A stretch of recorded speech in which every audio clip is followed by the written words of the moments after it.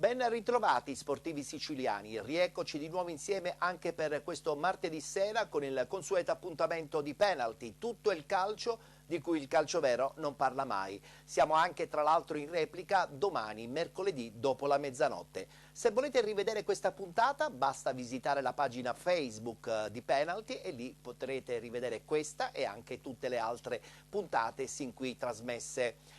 Puntata dedicata ancora una volta prevalentemente al campionato di Serie D, si è giocata la terza giornata di ritorno, ma la notizia più interessante per tutti i dilettanti, non soltanto siciliani, è quella che probabilmente, è questione ormai veramente di poco, conosceremo la data per il ritorno in campo del campionato di eccellenza. Per adesso iniziamo la puntata e, come ho detto poc'anzi, riflettori puntati sulla Serie D.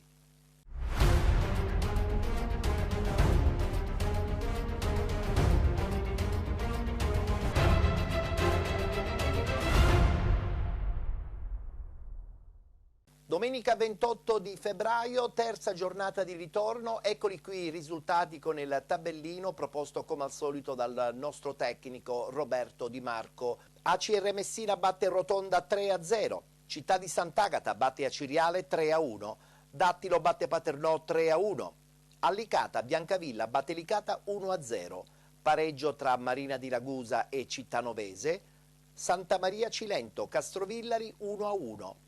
Gelbison batte Rende 2-1, San Luca batte Roccella 1-0, Troina FC Messina 2-2.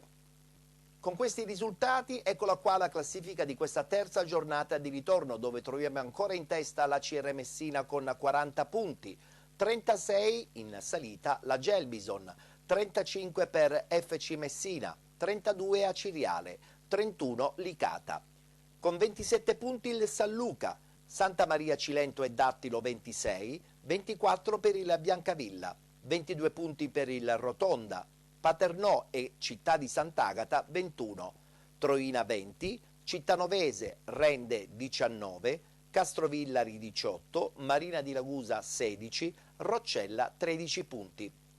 È certamente una classifica non completa perché sono tante le squadre che debbono ancora recuperare parecchie partite. Su tutti sicuramente il Roccella che deve recuperare 6 partite, 5 partite per la Cittanovese, 4 partite per il Rotonda, 3 partite da recuperare per San Luca, Dattilo, Biancavilla e Castrovillari, 2 partite l'FC Messina ed il Paternò. Solo una partita da recuperare invece per Gelbison, Aciriale, Licata, Troina e Marina di Ragusa. Saranno recuperate soltanto 3 partite nel turno infrasettimanale di mercoledì 3 marzo. Le partite Biancavilla-Roccella, Cittanovese-Paternò ed infine Dattilo-Marina di Ragusa. E partiamo proprio dalle immagini del Marina di Ragusa che purtroppo ha pareggiato in casa 0-0 contro la Cittanovese. È stata una partita particolarmente intensa, dobbiamo sottolineare che il Marina di Ragusa avrebbe ampiamente meritato la vittoria in base anche a tutte le varie occasioni che ci sono state nel corso dell'incontro. Nulla è perduto in casa Marina di Ragusa, adesso c'è da recuperare una partita difficilissima contro il Dattilo, ma la squadra di Utro saprà vendere cara la pelle contro un Dattilo che certamente in questo momento è in gran forma. E veniamo adesso alla vittoria della CR Messina che liquida con un perentorio 3-0 il Rotonda. Appassionati di calcio, buon pomeriggio dalla Francoscoglio di Messina da Francesco Costanzo. È la 20ª giornata del campionato di Serie D, Girone I in campo. Messina contro il Rotonda con la formazione bianco-scudata che vuol dare seguito alla fermazione di mercoledì scorso con il Biancavilla per 2-1 che affronta quest'oggi il Rotonda rigenerato dalla cura Boncore, che naturalmente giunge in terra siciliana per portare a casa un risultato importante per la propria classifica. Match che inizia in questo momento con il primo pallone giocato dagli ospiti, quindi servizio per Vacca in profondità per Foggia, esce e anticipa Foggia, il portiere che ancora va a commettere fallo, rischia il giallo qui. Vediamo se c'è provvedimento disciplinare, arriva, aveva chiamato, abbastanza scontato, il provvedimento disciplinare per il capitano estremo difensore del Rotonda Polizia a fermare Foggia che le aveva rubato il tempo. Calcio di punizione dal vertice sinistro per il Messina sul punto di battuta Arcidiacono e Aliperta, si allontana Aliperta, la battuta di Biccio. Interessante, ancora Polizzi smanaccia, c'è fallo però fischiato su di lui. Foggia, il pallonetto, blocca Arcidiacono in area di rigore, poi arriva da dietro Simone Addessi, la sblocca lui al 21esimo. Messina 1, Rotonda 0, gran lavoro di Cretella per Arcidiacono, poi la palla giunge in area di rigore da dietro, Simone Addessi trova il tempo giusto per andare alla conclusione e a freddare Polizzi per il vantaggio del Messina con Simone Addessi al minuto 21 di questo primo tempo. Va Biccio direttamente in porta, respinge Polizzi con i pugni. Posizione regolare per Foggia, solo davanti a Polizzi, Ciro Foggia, il colpo sotto, il gol del Messina, il raddoppio dell'Airone, Ciro Foggia, e sono 12 gol in campionato per il calciatore biancoscudato. Messina 2, Rotonda 0. Senza recupero al Francoscoglio le squadre lasciano il terreno di gioco per il meritato riposo. Finale del primo tempo, Messina 2, Rotonda 0, i gol di Addessi e Foggia per la formazione biancoscudata. La combinazione fra Aliperta e Addessi, il traversone ancora si difende il Rotonda, quindi il traversone di gol da parte di Raffaele Vacca sul traversone di Domenico Aliperta e bagna con un gol la sua prestazione e anche le ultime gare giocate al massimo. Raffaele Vacca, grande azione aerea sul traversone d'Aliperta dalla destra, l'incornata vincente di Raffaele Vacca per il 3-0 del Messina al quarto del secondo tempo. Ancora Addessi, si allunga e devia Polizzi, poi Crisci per Foggia, in area di rigore c'è un tocco di mano, calcio di rigore netto per il Messina al 25esimo. Arcidiacono contro Polizzi, Va Biccio, la conclusione, la parata, si allunga e devia Polizzi a neutralizzare il penalty al capitano del Messina Arcidiacono. Posizione centrale, la punizione e devia Caruso che si guadagna la pagnotta, come si suol dire in questo caso, da calendario il 21 marzo, quindi Messina di sicuro non giocherà il 14. Intanto arriva il gol di Sasà Manfredotti, ma è fuori gioco di Sasà, che protesta e viene anche ammonito. In questo momento il triplice fischio arbitrale è game over alla Franco Scoglio. Messina batte Rotonda 3-0 nel primo tempo, le reti di Addessi e Foggia. In apertura di ripresa la realizzazione da parte di Vacca per questo netto e convincente successo della formazione biancoscudata, che dà seguito alla vittoria di domenica scorsa a Biancavilla e si appresta ad affrontare nel miglior modo possibile la trasferta di domenica prossima ad Acireale.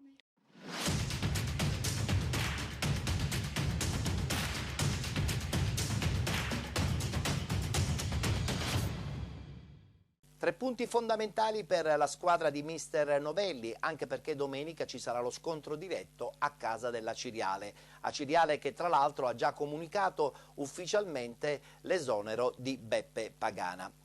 Sentiamo adesso le parole di mister Novelli e anche quelle di Sergio Sabatino al termine dell'incontro vinto contro il Rotonda. Nelle letture che sono state quelle giuste abbiamo creato difficoltà all'avversario. Però poi dobbiamo pensare anche un pochettino, abbiamo non rischiato, però siamo andati forse a mio avviso un po' troppe volte in fuorigioco e bisogna lavorare di avere un po' più la pazienza, perché a volte in qualche ripartenza, in qualche idea di gioco possiamo avere, se ci muoviamo in un certo modo siamo ancora più pericolosi. Marciniano è un giocatore, ho detto, io l'ho allenato a Sorrento, che ha qualità, deve stare tranquillo e sereno anche quando non riesce a trovare il gol, perché non deve aspettare il calcio di rigore, ci può arrivare in un altro modo. E è stato anche da parte sua, come è stato Sabatino, molti giocatori che abbiamo giocato a Biancavilla che sono venuti e sono stati con la squadra su dei gesti che non vanno inosservati, sono dei gesti importanti come l'hanno fatto altri giocatori pure in passato, come Liberta, Vacca e molti altri, si sono messi a disposizione per un senso di appartenenza che è quello del gruppo. Siccome questo è un gruppo, come dico ancora, che può crescere tantissimo, dobbiamo essere bravi adesso noi di trovare ogni giorno quella fame, quell'ambizione e quell'entusiasmo che non ci deve dare punti di arrivo, solo punti di partenza. Io dico sempre che con noi, come Acerre Messina, può giocare anche con la Junior, con tutti i ragazzi, porta il peso di una storia, di una cultura e noi dobbiamo essere bravi a capire all'interno di lavorare su queste tensioni, su queste pressioni che devono essere piacevoli e che fanno crescere umanamente e professionalmente. Sicuramente in altri ambienti che c'è rispetto, però voi distinguete Gelbison un grande nome. Per me i grandi nomi ce l'hanno tutte le squadre che partecipano, perché tutte le squadre, vedete, Biancavilla aveva giocatori di Lega Pro con tanti anni di presenza, però molte volte non si parla tanto, si parla di noi, giustamente noi dobbiamo essere bravi a non farci prendere da queste situazioni e trasformarle in energie positive. Per questo la Gelbison non mi meraviglia. Abbiamo fatto 2-2 giocando per 50 minuti in 10, schiacciando la Gelbison in quella metà campo, ma una grande squadra, per me, a mio avviso, di compattezza, di solidità, come ripeto, e se sta arrivando a recuperare punti perché ha una qualità e noi poi nel confronto ogni giorno che facciamo, senza pensare alle prossime partite, ma alla prossima partita, e poi ci si arriva piano piano. Se siamo bravi a lavorare in un certo modo saremo premiati, se no viceversa vuol dire, come ho detto e ripetuto sempre, vuol dire che ci sono stati limiti e i limiti, come ce l'hanno tutti quanti, vanno lavorati. Noi dobbiamo essere bravi che molte volte se non ci arriviamo attraverso la giocata ci dobbiamo arrivare attraverso il cuore, la tenacia, l'aggressività, l'intensità mentale e soprattutto un grande senso di appartenenza che è fondamentale. Sì, vittoria importante contro una squadra sicuramente importante, che gioca bene a calcio, che ha preparato questa partita in maniera buona, però siamo stati bravi noi comunque a cambiare qualcosa nel nostro palleggio, viste anche le ultime esperienze che abbiamo avuto con le ultime partite qui in casa. Bravi a sbloccarla, bravi a non rischiare nulla e a fare il secondo prima di andare nello spogliatoio, quello sì. Secondo me oggi è stata una vittoria di carattere.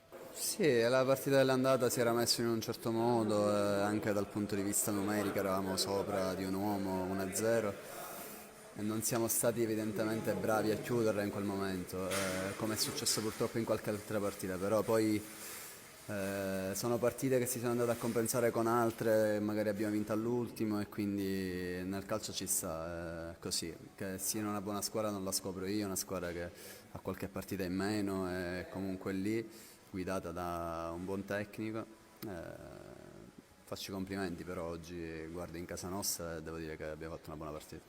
Ma stasera sicuramente ci godiamo questa vittoria, da martedì cominceremo a pensare alla Cireale come facciamo settimanalmente con l'avversario che andiamo a incontrare. Sarà una partita difficile con una squadra costruita per stare lì e vincere il campionato e quindi la dobbiamo affrontare con le giuste motivazioni.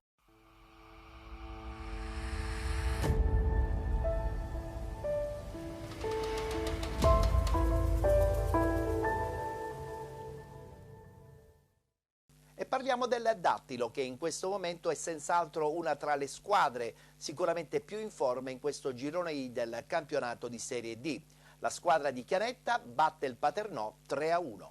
Dattilo Paternò 3-1. E questo è l'epilogo del match che i rossazzurri di Gaetano Catalano hanno giocato al provinciale di Trapani contro i biancoverdi allenati da Chianetta. Una 20ª giornata di campionato dal sapore piuttosto amaro per il Paternò, che purtroppo cancella quanto di buono fatto nella trasferta di Castrovillari di appena 3 giorni addietro. La partita comincia con 2 azioni pericolose dei padroni di casa, ma al 13° capita al Paternò l'occasione di portarsi in vantaggio.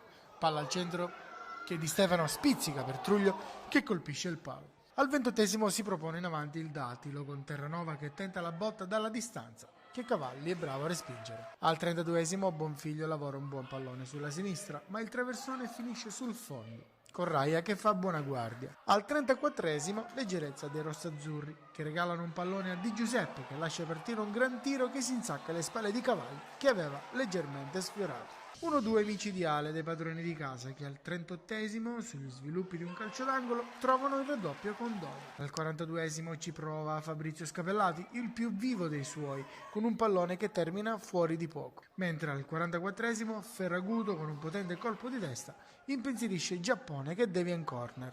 Nel secondo tempo Catalano vuole smuovere un po' le acque. Parte bene il Paternò, che con Truglio tenta un tiro che termina fuori di poco. Al 51° ancora su calcio piazzato arriva la terza rete del Dattilo, però con un colpo di testa di Terranova, ma il Paternò accorcia le distanze al 64° su punizione di Fabrizio Scapellato dalla distanza. Al 41° splendida l'azione personale di Lapiana, che arriva davanti al portiere, ma il tiro è da dimenticare. Chiude il match una grande parata di Cavalli su tiro di Seccum, che respinge il pallone in corner. Al triplice fischio Musi lunghi per il Paternò Calcio, che da domani torna al lavoro per preparare la sfida di mercoledì 3 marzo contro la Cittanovese.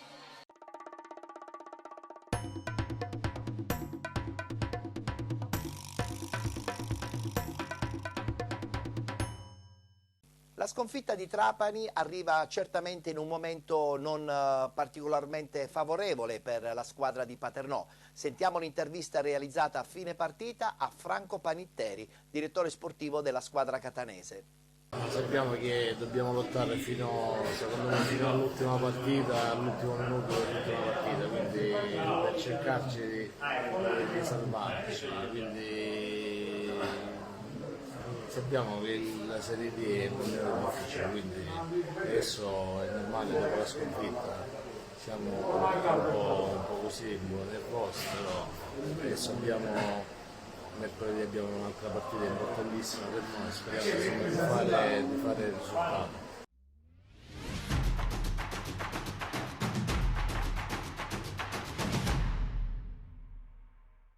Bisogna fare quadrato intorno alla squadra, anche perché domani il Paternò è atteso nella difficile trasferta contro la Cittanovese, diretta concorrente per la salvezza in questo girone I del campionato di Serie D.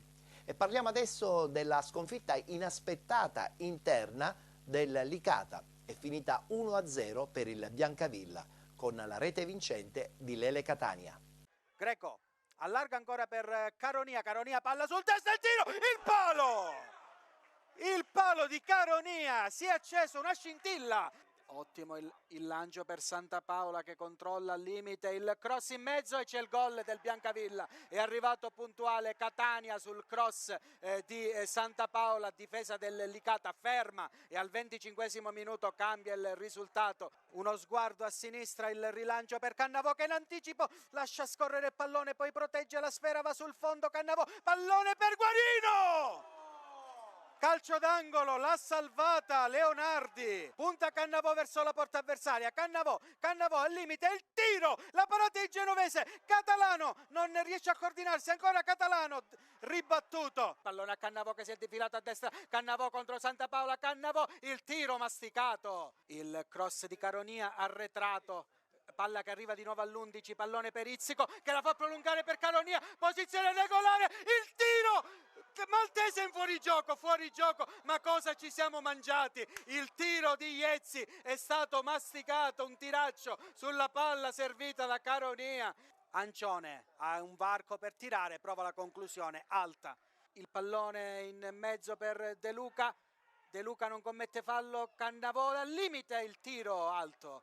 Adesso la palla si arriva a Caronia, prova il cross, Cannavò non ci arriva, ottima l'uscita di Genovese. Il cross di Greco va su verso Maltese, palla che passa sul secondo palo, l'uscita di Genovese, Greco!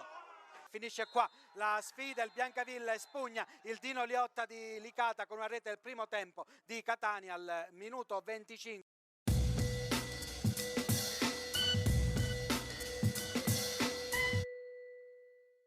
Un Licata che veniva da 4 vittorie consecutive, la quinta l'avrebbe sicuramente proiettata ancora di più nelle zone altissime di questo girone I del campionato di Serie D. Sentiamo le parole di Campanella e del capitano maltese dopo l'incontro. Non abbiamo concretizzato al meglio quelle azioni che abbiamo sviluppato. Poi alla fine ci può anche stare che una squadra come Biancavilla organizzata si è messa dietro e ha giocato nelle ripartenze. È normale che nelle ripartenze un po' subisci e puoi prendere anche il secondo gol. Però ripeto, sì, il discorso di 3 piedi è valido fino a un certo punto, però stare a piangere su una cosa che già lo sapevamo, come 3 piedi e Civilleri, come non abbiamo dei sostituti oggi che possono prendere il posto o di 3 piedi o di Civilleri.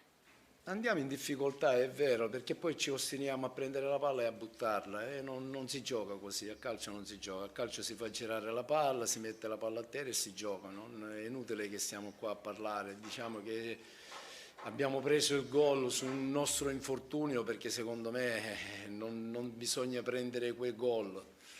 E sinceramente dopo non abbiamo giocato bene, la verità è anche questa, non abbiamo giocato bene.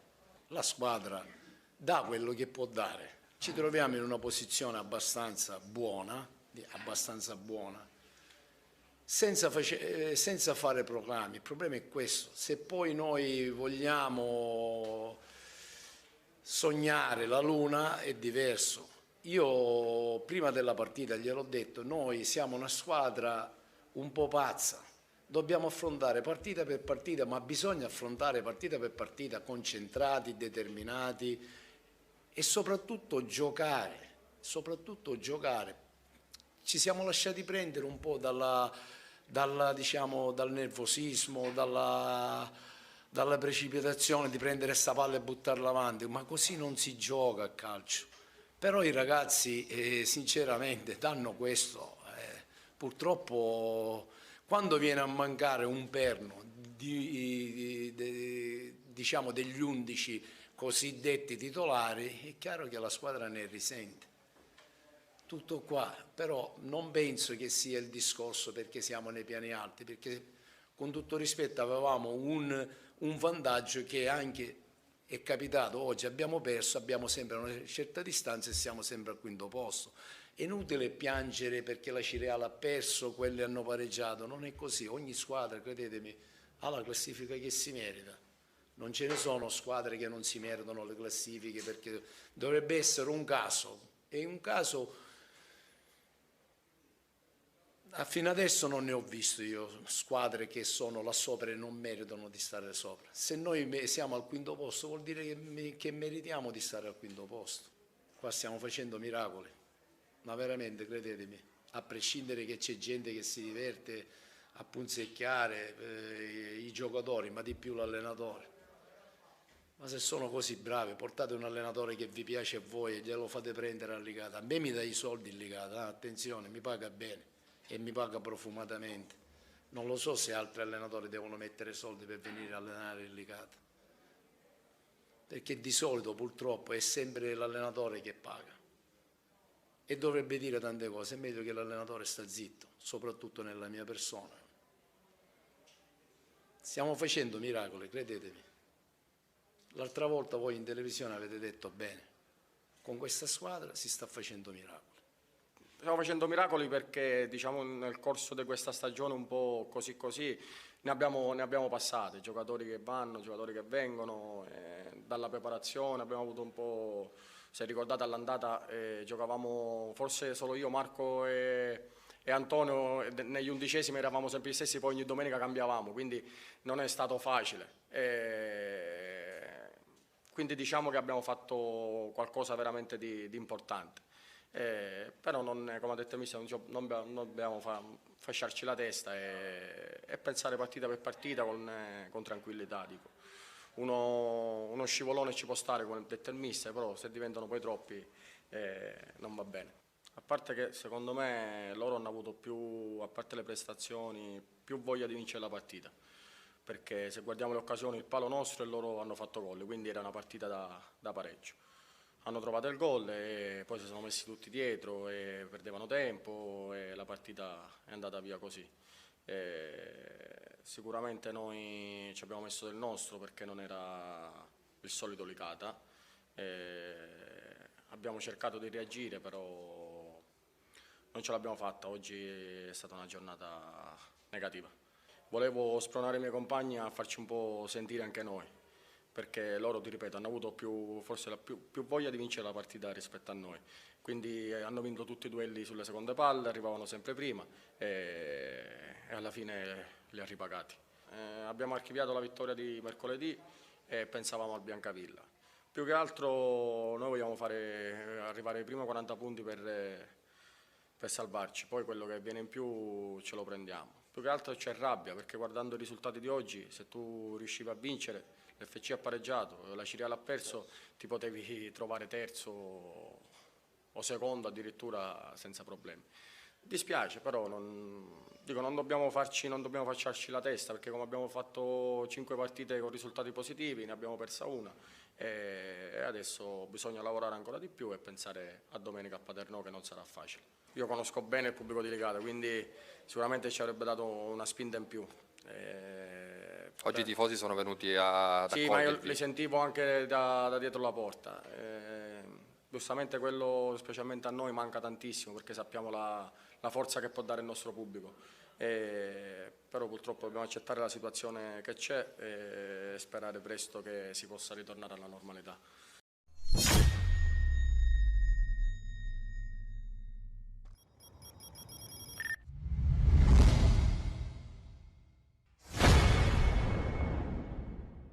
Sono 3 le partite da recuperare per il Biancavilla, ma certamente questi 3 punti conquistati a Licata sono veramente d'oro. Sentiamo le dichiarazioni dopo la partita. La cosa più importante credo che siano i 3 punti, in un campionato dove è difficile fare punti con chiunque, specialmente fuori casa e specialmente a Licata. Per quanto riguarda i giovani messi in campo è stata una conseguenza delle assenze, non l'abbiamo preso mai come alibi prima, non è giusto rimarcarlo adesso. I junior hanno 20 anni, 21 anni, credo che a quest'età giochino in Serie A, quindi bravi perché hanno fatto bene, sono stati ordinati, sono stati capaci di vincere molti contrasti, molto concentrati, molto determinati, però credo che sia normale. Sono stati bravi nelle difficoltà perché il Licata è una squadra forte. Chiaro che fa piacere perché quando ci si allena e la domenica arrivano i risultati si lavora con più mentalità, con più consapevolezza dei propri mezzi. Nel calcio ci sta che si commettano errori e si paghi per quello. Ripeto, è un campionato complicato, un campionato difficile, accantoniamo questa vittoria anche se è importante. Dobbiamo pensare già subito a mercoledì a Roccella perché sarà un'altra partita complicata di questo campionato. Sì, oggi è stata una prestazione importante, l'avevamo fatta anche in queste due partite che abbiamo perso, ma una l'abbiamo persa per un episodio e un'altra abbiamo perso che l'abbiamo gestita male, quindi oggi sapevamo che era una partita tosta, loro comunque sono una squadra importante per la categoria, quindi siamo stati bravi, siamo stati compatti e alla fine secondo me anche con merito abbiamo portato il risultato a casa. Oggi è andata bene, quindi siamo felici per questo, però oggi è stata una prestazione importante da parte di tutti perché non è facile venire qui e vincere e soprattutto giocare in questo modo, quindi sono contento soprattutto per questo. Ma sicuramente quando si fa gol, anche se si diventa vecchi, è sempre un'emozione importante, quindi sono contento soprattutto perché è valso 3 punti e quindi è stata una settimana un po' difficile per noi, quindi l'abbiamo cercata e alla fine l'abbiamo anche trovata, quindi sono felice soprattutto per questo. Abbiamo 24 punti, giusto? Quindi siamo tranquilli per adesso, quindi io sono dell'opinione che noi dobbiamo pensare partita dopo partita, io ho sempre ragionato così. Quindi alla fine si fanno i conti, se cominci a fare calcoli, secondo me è l'errore più grande che può fare una squadra. Vittoria fondamentale su un campo difficilissimo. Loro fanno del loro campo appunto la loro forza, è difficile fare punti qui, tra l'altro venivamo da 2 sconfitte subite pure in maniera forse un po' immeritata, quindi per noi era troppo importante fare punti, siamo riusciti a fare bottino pieno, quindi meglio di così non si poteva fare. Ci siamo detti prima della partita di non avere paura, di avere tanto coraggio, di giocare a calcio, perché comunque è quello, se non ci si diverte non si va lontano.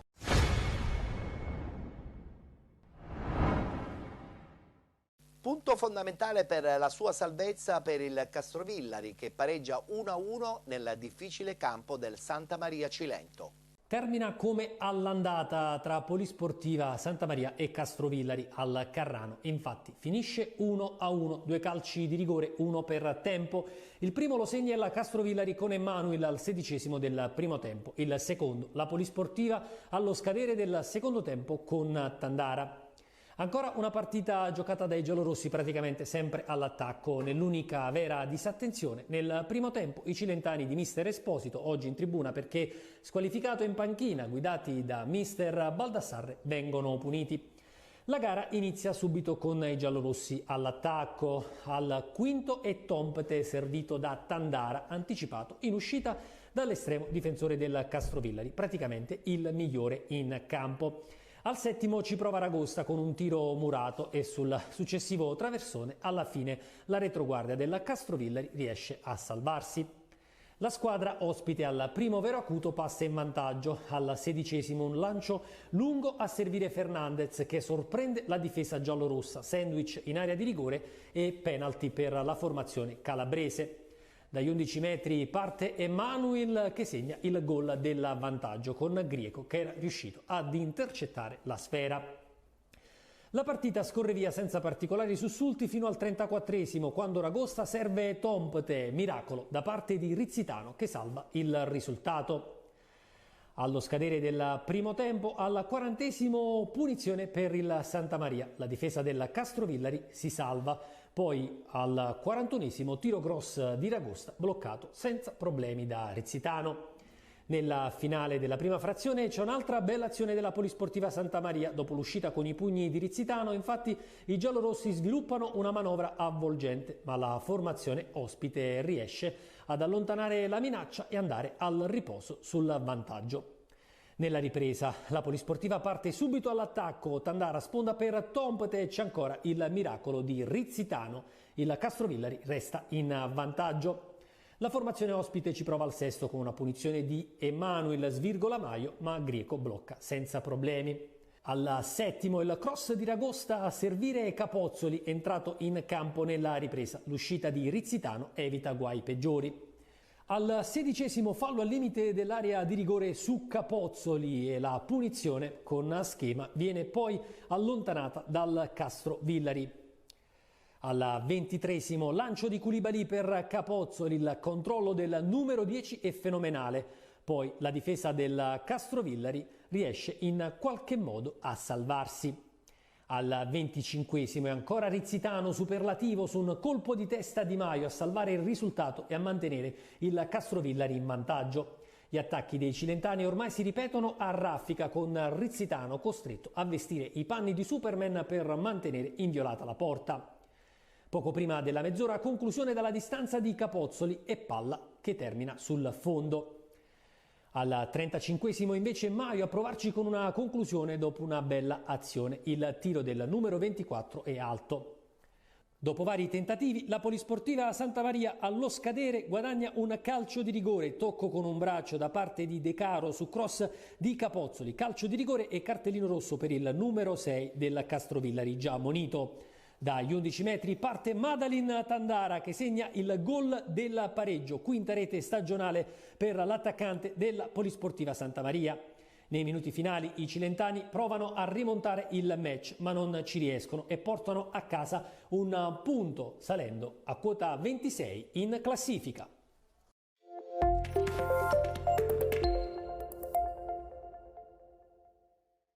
Un'occasione sprecata perché un'eventuale vittoria avrebbe rilanciato in sesta posizione il Santa Maria Cilento. Sentiamo le dichiarazioni post partita.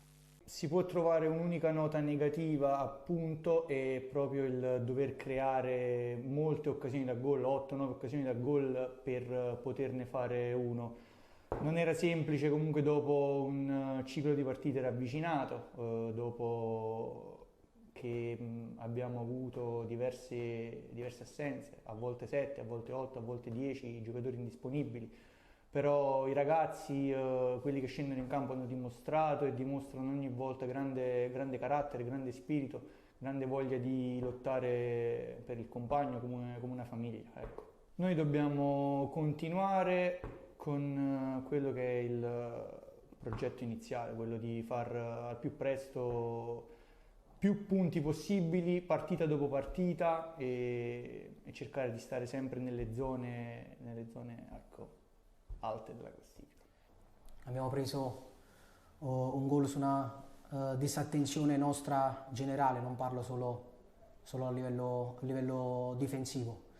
Abbiamo perso palla quando ce l'avevamo e poi abbiamo concesso forse l'unica occasione da gol del Castrovillari. Però ci tengo a sottolineare il grande spirito, la grande voglia, il grande sacrificio, l'abnegazione di questa squadra perché non ha mollato, era più facile sgredolarsi e invece è rimasta lì compatta, vogliosa e alla fine secondo me abbiamo raggiunto questo pari che è strameritato. Abbiamo creato diverse azioni da gol e non siamo riusciti a capitalizzarle.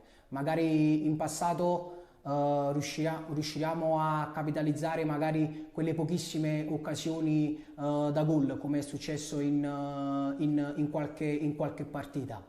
Arriveranno sicuramente periodi migliori e più fortunati. L'importante è lavorare, l'importante è crederci e l'importante è non mollare mai e rimanere su questa scia e mettere mattoncino su mattoncino per arrivare quanto prima all'obiettivo.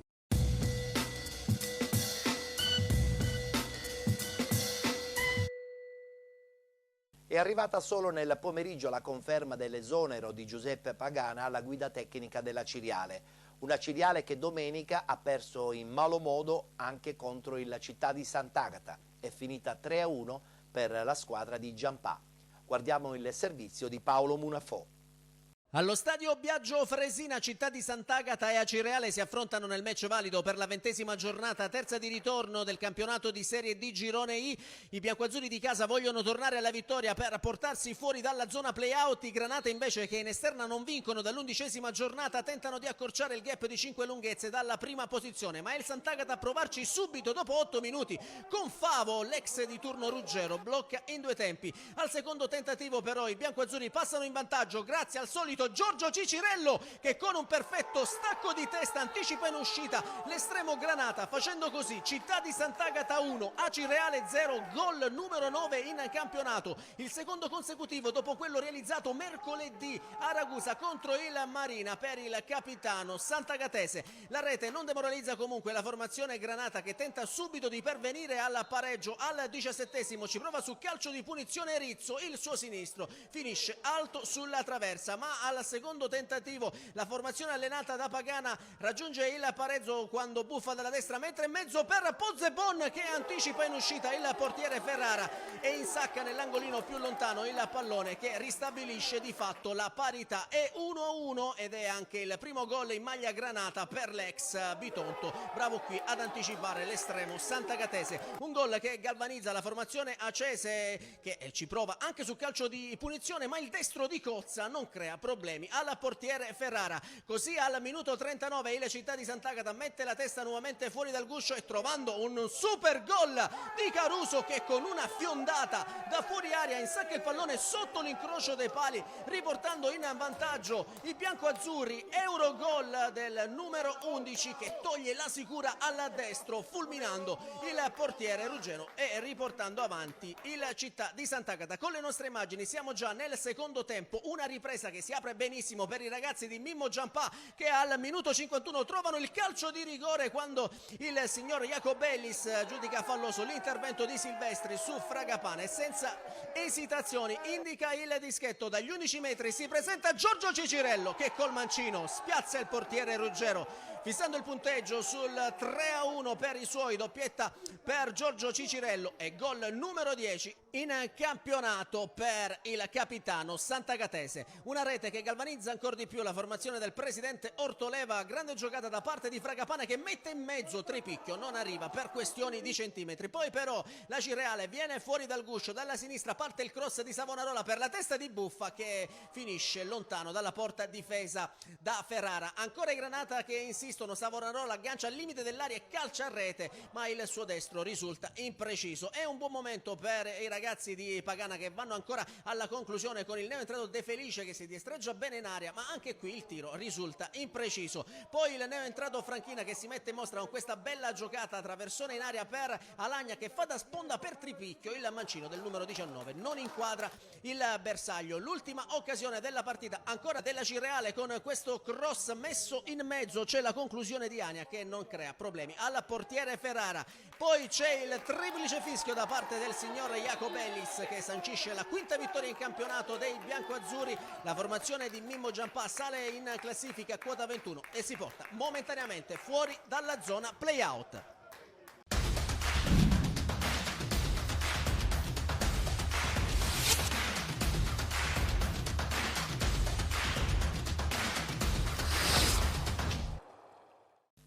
Una Ciriale irriconoscibile. Questo però non toglie i meriti per la squadra del città di Sant'Agata, che ha meritato ampiamente di battere la squadra catanese.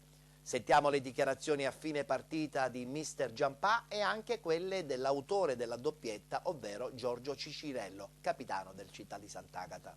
Ma noi abbiamo incontrato una squadra forte, insieme all'FC e alla CR è la squadra che si deve giocare il campionato, quindi forse l'abbiamo beccati nel momento sbagliato, nel senso che loro erano obbligati a vincere, ma anche il Sant'Agata è obbligato a fare i punti, quindi una partita è tipo una finale, due obiettivi diversi, ma è tipo una finale.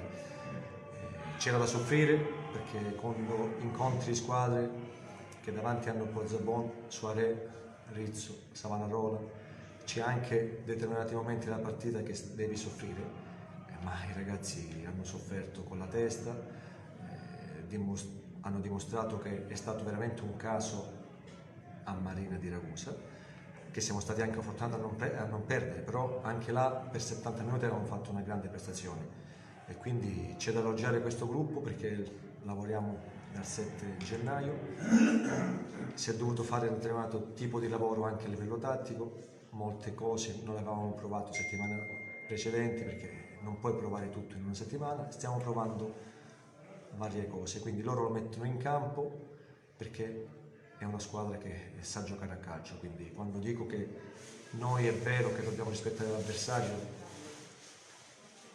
è normale che modifichiamo il pressing perché Pagana è partito 4-2-3-1, 4-3-3, quindi loro è uno che cambia anche durante la partita, però noi adesso abbiamo provato, noi cambiamo solo il pressing quando loro spostano i moduli, quando attacchiamo sappiamo cosa fare e possiamo fare male perché quando dicevo tempo fa che questa squadra ha qualità, questa squadra ha qualità. Quest'anno fino al 6 giugno dobbiamo soffrire, perché il campionato richiede questo. Dobbiamo fare 19 punti in 14 partite, non abbiamo fatto niente, non possiamo mollare. Sono sicuro che la mia squadra, a differenza delle altre squadre, ha una crescita maggiore, perché 15 giorni del mio lavoro non l'ho fatto perché si è giocato mercoledì e domenica, quindi noi da qua a fine aprile questa squadra può solo ancora crescere perché mi mancano i 6 mesi che c'è la CR, che c'è la Cireale, mancano i 6 mesi. Ma questo è una cosa positiva che questa squadra se lavora, ed è impossibile che non lavora come sta lavorando, in settimana questa squadra può solo crescere. Ma noi quando difendiamo in 11, quindi pressiamo in 11, possiamo pressare alto, se salta il pressing è normale che come giochiamo noi quando incontriamo squadre forti come la Cireale è normale che gli attaccanti devono dare aiuto al mio centrocampo, quindi il mio centrocampo hanno fatto una grande partita grazie agli esterni d'attacco e grazie agli esterni di difesa perché scalavano, hanno scalato veramente bene, ci mettevamo a 5 quando loro entravano nella nostra metà campo, però se non eravamo nella nostra metà campo scalavamo veramente sempre a 4 e l'hanno fatto bene. E la vittoria di gruppo però è un punto di partenza perché dobbiamo crescere e non abbiamo fatto niente perché oggi forse respiriamo, eravamo sott'acqua, ma ancora la strada è lunga. Ho detto che mi ero innamorato di questa squadra quando è successo, io di questa squadra sono innamorato, quindi come mia moglie e come i miei figli, loro sono miei figli, è una squadra, è la mia squadra, quindi, però adesso è vero che le devo fare i complimenti, ma da martedì la mia squadra deve lavorare per preparare la partita di Citernova. Serve per l'autostima e come ho detto ai ragazzi prima della partita, a noi dovevamo prendere un bonus e questo è il bonus che abbiamo preso perché abbiamo scontri diretti e se tu non prendi questo bonus sei obbligato sempre a vincere.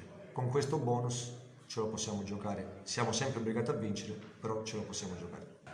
Dovevamo recuperare i 2 punti persi a Marina di Ragusa mercoledì, abbiamo messo tutti noi stessi oggi e penso sia una vittoria meritata, il 3-1 c'è stato tutto, abbiamo fatto una grande partita, c'è stato da soffrire, abbiamo sofferto, poi c'è stato da festeggiare, abbiamo festeggiato. Credo che se la squadra fa bene, faccio anche io bene, i 2 gol fatti oggi è merito di tutti, non soltanto mio sicuramente.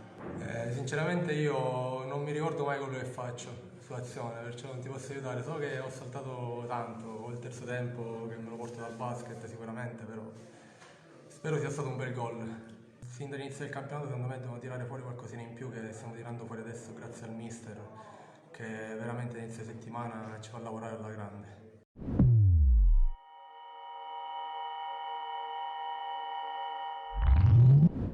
A Troina domenica si sono giocate 2 partite, l'incontro tra Troina ed FC Messina che si è concluso 2-2 e l'altra partita, quella dei ricordi, quella tra Beppe Mascara e Ciccio Lodi. Partiamo col film del primo tempo, il primo brivido dopo appena 30 secondi perché ci prova il Troina da Figarotta con il mancino ad apere in aria, miracolo di Marone che deve subito impegnarsi per evitare il vantaggio dei padroni di casa al 10°, si rifà sotto l'FC Messina, imbucata di Lodi per Arena, viene atterrato così da Iorti, calcio di rigore secondo il direttore di gara, il signor Artichera che indica il dischetto, parte Ciccio Lodi, il 4º gol in 2 partite per il numero 21 del Football Club Messina. Il terzo su rigore, spinge ancora la formazione di mister Costantino, serpentina di Aida, pallone dentro per Caballero, destro deviato, reagisce però il Troina con lo scambio, arriva il traversone dalla sinistra, Pietro Balistreri, l'ex di turno, ci prova con il colpo di testa che termina alto sopra la traversa, azione fotocopia dall'altra parte, Ricossa però viene trattenuto in area abbastanza vistosa qui, l'infrazione del difensore del Troina, non è d'accordo il direttore di gara. Dall'altra parte arriva la doccia fredda per l'FC Messina, punizione di Figarotta, arriva il colpo di testa a centro area di Mbaye, 1-1 proprio allo scadere del primo tempo, è 1-1 tra Troina e Football Club Messina. Al gol al 10° minuto Di Lodi risponde fin qui Mbaye, nessun cambio tra primo e secondo tempo, il Troina ne aveva già effettuato uno nel corso della prima parte di gara con Santoro per Balistreri, recupera il pallone Arena al 47esimo, va a lanciare per Carbonaro dalla sinistra, prova a rientrare verso il destro, riesce a concludere ma alza troppo la mira spedendo alto. Primo cambio dentro Bevis, fuori Alessandro Marchetti in casa FC Messina che ci riprova poco dopo con Gabriele Aida, prende la mira con questo destro che viene deviato in corner. Buon momento per la formazione di mister Costantino, da Arena a Carbonaro, apre il piattone, non inquadra però lo specchio della porta, sempre Carbonaro, stavolta in area per Arena che prova a girarsi, Lodi non riesce a trovare il controllo, il pallone in bocca da Iolfi, poi da Carbonaro a Caballero, grande azione dell'FC Messina, Arena col mancino in diagonale, il pallone colpisce il palo senza che Iolfi riesca nemmeno a toccare, si resta sull'1-1 a Galliano Castelferrato, doppio cambio per l'FC Messina, dentro Garetto e Piccioni. A 7 dalla fine della partita però Carbonaro, già ammonito, interrompe così la possibile ripartenza del Troina. Per il direttore di gara è secondo giallo e conseguente espulsione, fuori Caballero, dentro Coria, ma chi fa male è il Troina perché ancora dall'asse Figarotta Aperi, arriva il vantaggio, sbuca alle spalle della difesa il numero 11 di mister Mascara, buca Marone, fa 2-1, il Troina l'ha definitivamente ribaltata. Rivediamo la posizione di partenza di Aperi, non si disunisce l'FC Messina, corner di Lodi, arriva la zampata di Domenico Marchetti che fa 2-2, rimette in equilibrio il risultato a Galliano Castelferrato, prima marcatura per Domenico Marchetti in maglia FC Messina, poi arriva anche il secondo giallo per il neoentrato Piccioni e dunque FC Messina che chiude in 9, termina anche il match a Galliano Castelferrato, Troina 2, Football Club Messina 2.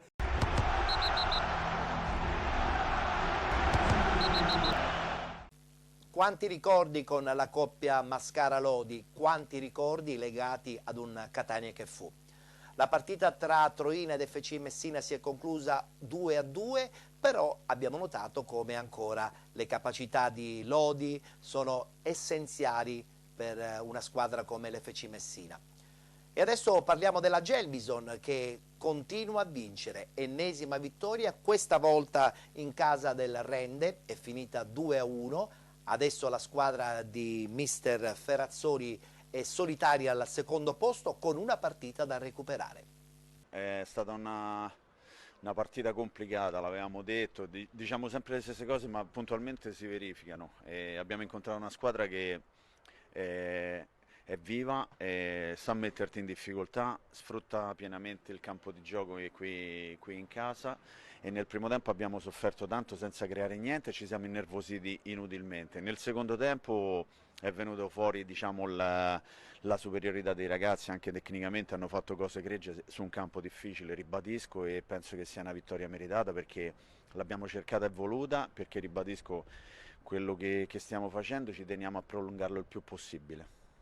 Beh, allora, un primo tempo sofferto, come dice lei, e poi naturalmente nel secondo tempo la svolta. Ecco, allora abbiamo visto due squadre diverse in campo o momenti diversi della stessa partita? No, ma io, cioè, ai ragazzi del primo e secondo tempo li ho, diciamo, colpevolizzati soltanto di partire in ritardo. Noi sapevamo che era una partita così, sulle seconde palle, sulle respinte, sulle situazioni, eravamo un pochino titubanti e impauriti. È vero che non c'era la possibilità di giocarla perché sul campo non era facile giocare palla a terra, però nel momento in cui l'hanno fatto ci abbiamo provato, ripeto, il tasso tecnico superiore dei nostri giocatori è venuto fuori e alla fine abbiamo ottenuto una vittoria importantissima che nell'economia della classifica e del campionato è importantissima, perché questo secondo me è uno dei campi più difficili da venire a giocare adesso. È un risultato di tutta la squadra, però dopo la tripletta di Gagliardi, la doppietta di Mautone, allora come dire, prendiamo questi bei momenti, ne facciamo tesoro e guardiamo sicuramente oltre, andiamo già avanti. Sì, vabbè, ma questo sai è la qualità dei calciatori. Certo, un difensore che fa una doppietta fa scalpore, ma Ciccio Maudone di testa è forte, è bravo, è un giocatore esperto, si è trovato al posto giusto nel momento giusto. Però ripeto, quando chi segna segna. Oggi portavamo la maglia verde, ma i colori che portiamo avanti con grande senso d'appartenenza sono i rosso-blu, e quindi chi segna segna. L'importante è che la squadra faccia il risultato pieno. Ho ascoltato anche un po' le parole dei telecronisti di Sport Italia, comunque ecco, tante parole belle nei confronti della Gelbi sulla rivelazione del campionato, parole che sicuramente ci fanno bene, ci fanno sorridere, ci fanno guardare sicuramente al futuro con il giusto ottimismo. Sì, ma a noi fa piacere. Oggi era, diciamo, dà ancora più lustro questa vittoria perché c'era la televisione nazionale, c'era Sport Italia e ci tenevamo a far bella figura, e i ragazzi, anche se non pensandoci, però un pochino che ho fatto della televisione ci pensi, ecco, a voler fare bella figura. Ma ripeto, oggi è stata una partita tosta, dura, come quella di mercoledì col San Luca. Chiudiamo una settimana con 3 partite, 9 punti, con derby e 2 partite vinte contro 2 squadre toste, con grande soddisfazione. Però tempo del viaggio, tempo del giorno di riposo, poi si ricomincia, perché è un campionato che non dà soste. Ci ha dato uno sguardo alla classifica, mister? Sì, l'ho guardata e fa grande piacere, ripeto. Siamo molto contenti, consapevoli che possiamo giocarcela. E l'obiettivo preciso non lo stabiliamo perché ancora non è il momento, mancano ancora tante partite, questo non decide niente, però siamo contenti di stare lassù insieme a grandi piazze.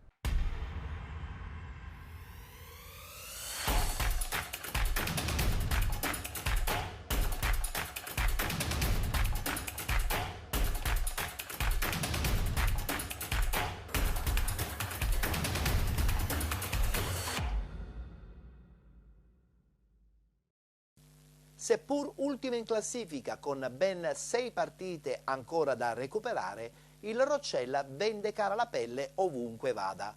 Ne sa qualcosa il San Luca, che riesce a vincere soltanto 1-0. Parte forte il San Luca, colpo di testa su punizione da parte di Bruzzaniti, che però non inquadra lo specchio della porta. I padroni di casa molto meglio nel primo tempo. Azione da calcio d'angolo con Alessio Levegue che prova l'1 contro 1, entra in area di rigore e prova a mettere in mezzo una deviazione. La seconda è la sfera che termina oltre la traversa. Il San Luca vuole assolutamente i 3 punti e lo dimostra anche poco dopo. Colpo di tacco di Romero per Bruzzaniti, che entra in area, cerca di chiudere sul primo palo ma non trova lo specchio della porta. Poi su punizione Alessio Levegue si mette in proprio, ancora una volta risposta dell'estremo difensore del Roccella. Non si vede la formazione ospite in zona offensiva, se non per rari casi come in questo, con Samaghe che cerca spazio in area, poi scarica all'indietro per Falzetta. Il tentativo viene parato in presa bassa da Scuffia. Al 35esimo nuovamente il San Luca, erroraccio del portiere del Roccella, ringrazia così Axel Romero in girata con il mancino al volo, fa 1-0, sblocca il risultato al Corrado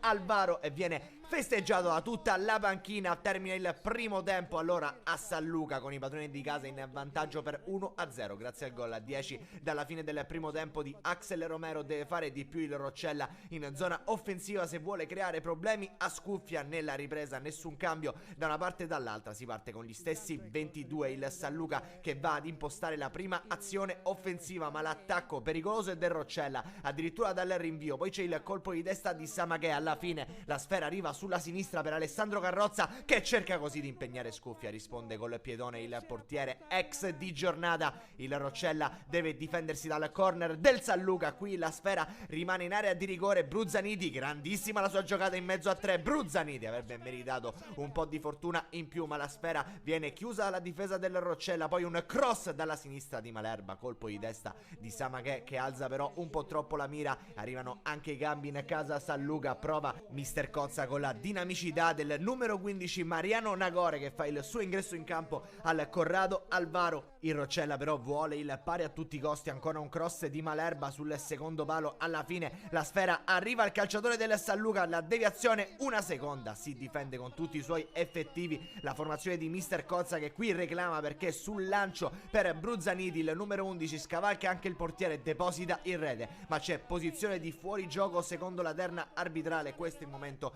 del il passaggio filtrante per Bruzzaniti. Resta qualche dubbio sulla scelta del direttore di gara e dell'assistente su punizione ancora Scoffia, deve metterci una pezza per deviare il pallone in calcio d'angolo. Il San Luca però risponde sempre presente anche in zona difensiva dal corner di Carrozza. Il Roccella ci riprova, la sfera rimane in area di rigore, il tentativo di girata è un gatto Tommaso Scuffia che dice di no, come riapprezziamo a rallenti, apre la manona in presa bassa, riesce a deviare il tentativo, termina la partita di pelle. Al suo posto entra il giovane Vigolo sul terreno di gioco del Corrado. Alvaro non sarà l'unico cambio di Mister Cozza, perché poco dopo si rinforza la linea difensiva con l'ingresso in campo delle classe 2002 Murdaga. Sarà il turno anche di Lorefice poco dopo per dare più dinamismo al centrocampo, ma termina il match del Corrado Alvaro. Il San Luca conquista 3 punti importantissimi contro il Roccella e torna alla vittoria nel segno di Axel Romero.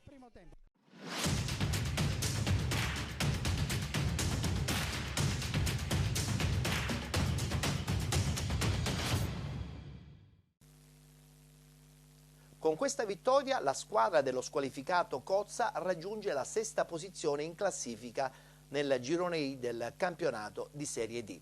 Sentiamo le dichiarazioni del suo vice, mister Canonico. Noi chiaramente venivamo da un periodo cosiddetto complicato, una sconfitta assolutamente immeritata in quel Sipallo della Lucania, dove avevamo fatto veramente bene il secondo tempo, abbiamo sfiorato più volte il gol del vantaggio. Oggi è successo che avevamo preparato la partita per fare un inizio di quelli che piace a noi, con 4 attaccanti anche questa volta sin dall'inizio. Il Roccella, mi ripeto, spero veramente che si salvi, perché è una squadra che corre, lotta, sa quello che devono fare tutti in campo, si aiutano, ti raddoppiano dappertutto.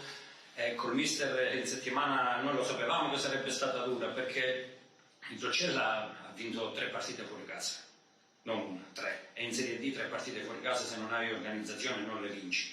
Il Roccella non ha preso goleate da nessuna parte, è una squadra con cui è difficile giocarci contro, ti fanno giocare male, perché se li vai a pressare alti ti ripartono in contropiede e 2 contro 2 con i 2 attaccanti spesso e volentieri poi prendi gol, quindi devi stare attento a non sbilanciarti. Noi chiaramente avevamo il baricentro alto, abbiamo messo la difesa a 3,5 per spingere con Cotroneo e gli abbiamo creato tanti problemi, perché uscivamo da una parte e verticalizzavamo dall'altra con Axel, e questo devo dare grande merito al mister, perché nei dettagli si vede il fuoriclasse dall'allenatore normale. È un colpo da maestro, perché il reintegro di Axel in 3-4 giorni l'ha rimesso a posto mentalmente, e siamo stati ripagati da 45 minuti di altissimo livello. Siamo contenti per lui, siamo contenti per noi, la partita l'ha inquadrata lei. Anche il secondo tempo abbiamo cambiato modulo, poi ci siamo messi a 3,5 perché non era il caso più di rischiare, visto che prima con Bruzzaniti, poi con Totò, una volta con Levecchia abbiamo avuto con Bruzzaniti un'occasione clamorosa. Visto che era diventata difficile, ci siamo messi a 3,5 e abbiamo gestito, credo un solo intervento di Scuffia importante, ma per il resto non un assedio, quindi nel complesso la vittoria, in virtù di quello che si è visto in campo, assolutamente meritata.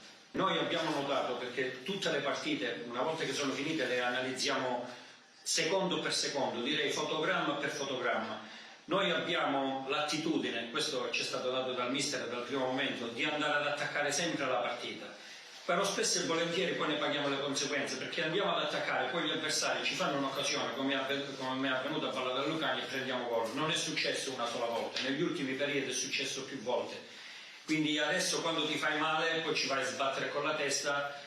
Andiamo ad attaccare con giudizio, perché se stai vincendo 1-0 non è il caso di andare all'arrembaggio come abbiamo fatto in altre occasioni, quindi da questo punto di vista la scelta è stata strategica.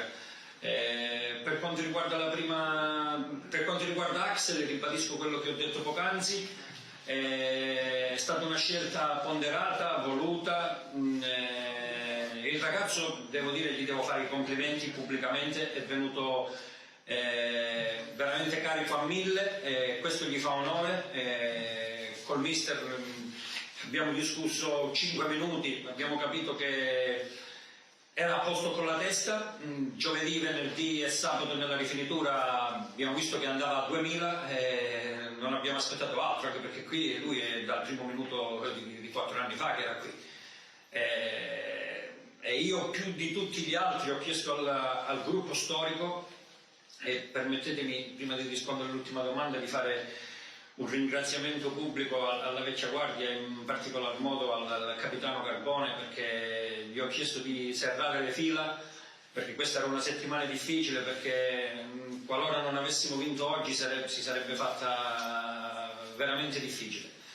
Per quanto riguarda il Roccella, noi avevamo preparato un primo tempo importante, perché se con Roccella porti le partite in equilibrio sullo 0-0, come è successo in altre occasioni, vedi quando ha vinto a Sant'Agata, secondo tempo, vedi quando ha vinto a Paternò 1-0 contropiede di Samac, se le porti in equilibrio loro con un contropiede, con una giocata lunga, loro ti vincono la partita. Che cosa succede? Se tu la tieni in equilibrio sullo 0-0 ti spingi con un uomo in più, ed è l'errore che noi facevamo prima.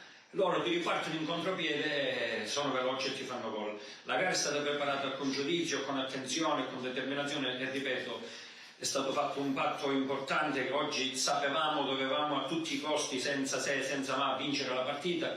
Sono 3 punti che valgono oro colato, perché ci permettono di respirare e di preparare per bene la trasferta di Castrovillari, e in una settimana, quando vinci, si lavora meglio in ogni senso. Complimenti davvero di cuore a tutti i ragazzi.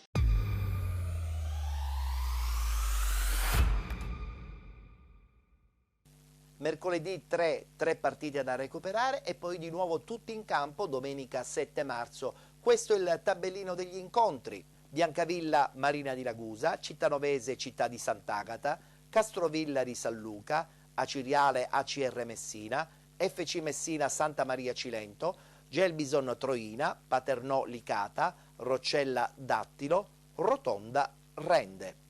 Beh, sicuramente primeggia lo scontro al vertice tra Aciriale ed ACR Messina. Ma sentiamo adesso il punto di Giampaolo Montineri.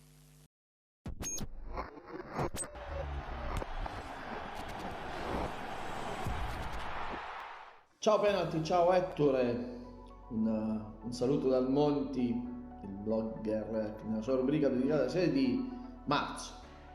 Ne avevamo già parlato settimanalmente, il mese di marzo è un mese che non è una tangenziale, è una forma di, come raccontano la di Roma, che gira attorno, sono molto usciti.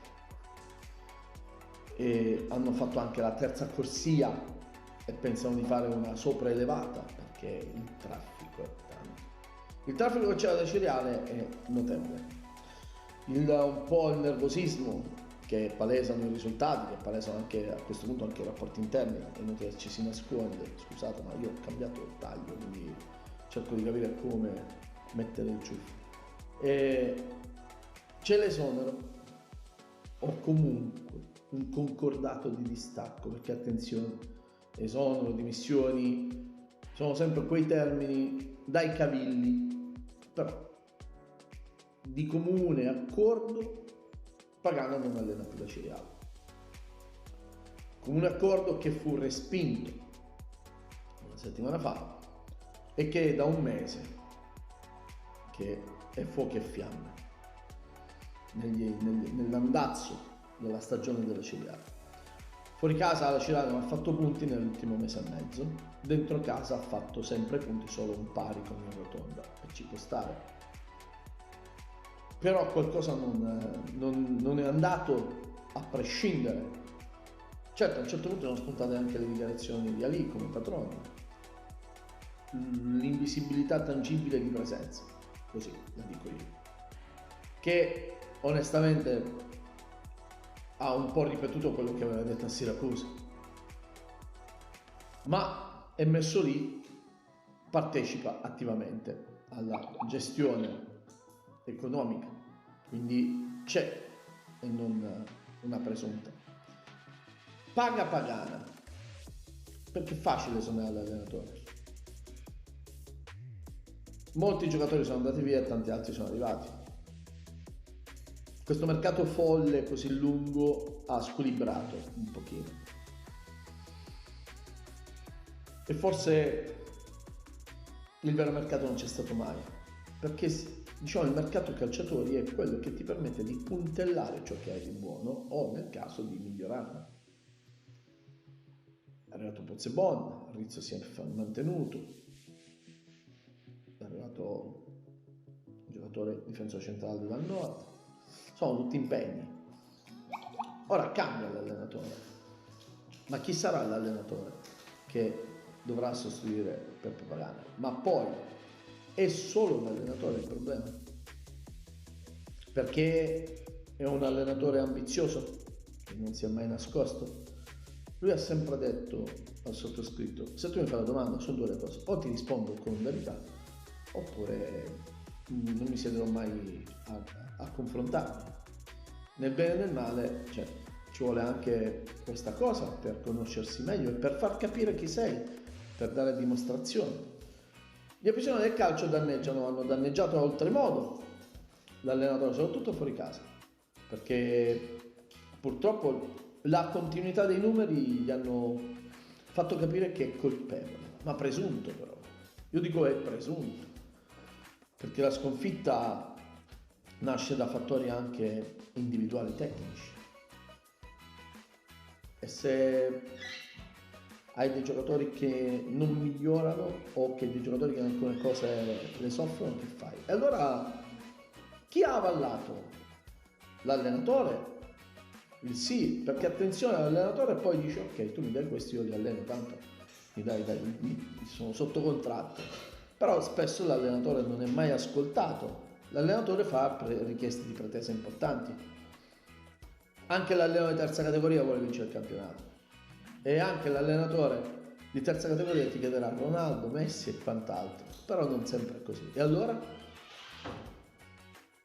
Dentro casa ha perso solo il pareggio con Rotondo, poi sono tutti i risultati. Gli scontri diretti li ha tutti migliorati, ma ha perso con quelle al di sotto. Mi sembra un po' diciamo l'effetto Roma al contrario, che la Roma perde con le più alte in classifica e vince con tutte le altre. Qui è il contrario.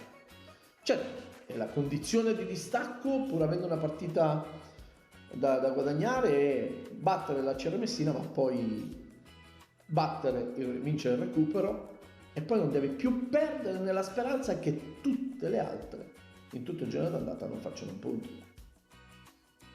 Solo la Ternana abbiamo avuto come fattore straordinario quest'anno, quindi è tutto legato alla cereale questa rubrica, ma anche perché adesso incontrerà la CR Messina, quindi la famosa scossa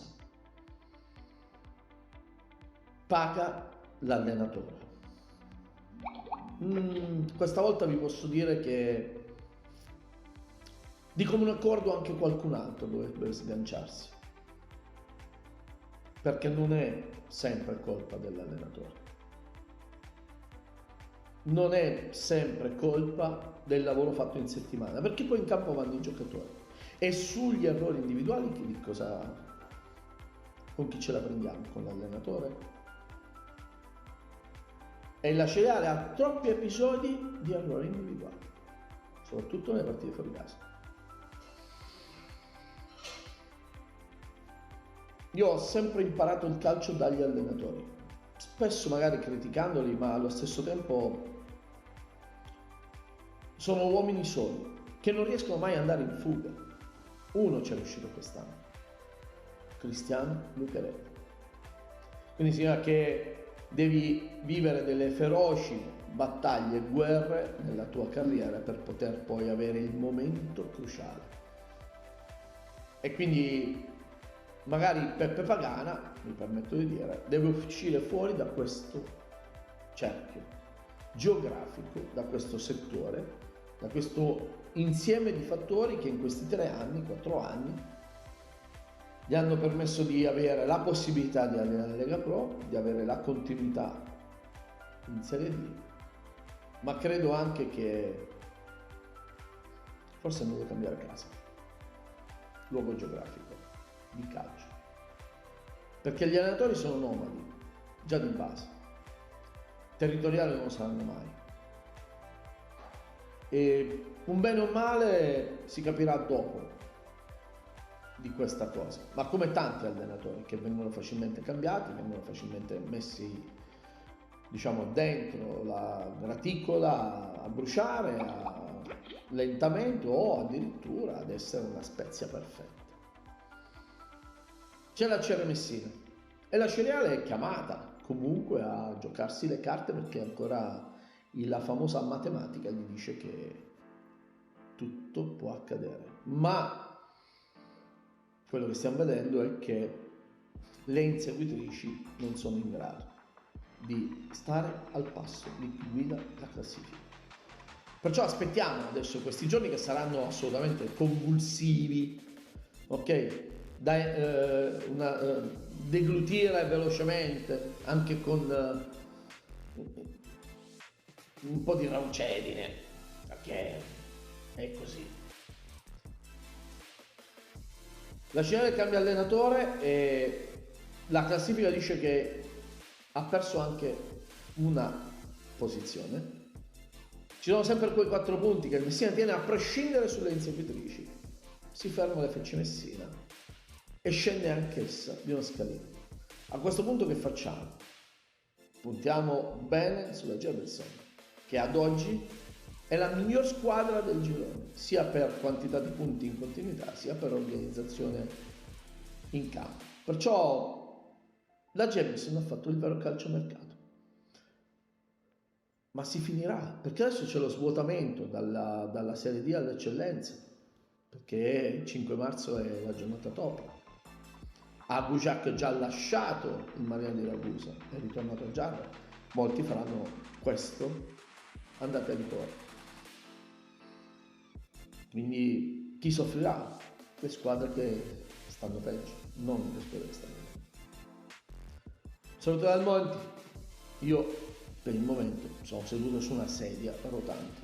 La panchina scelgo sempre quella là comoda, ma è quella della piazza.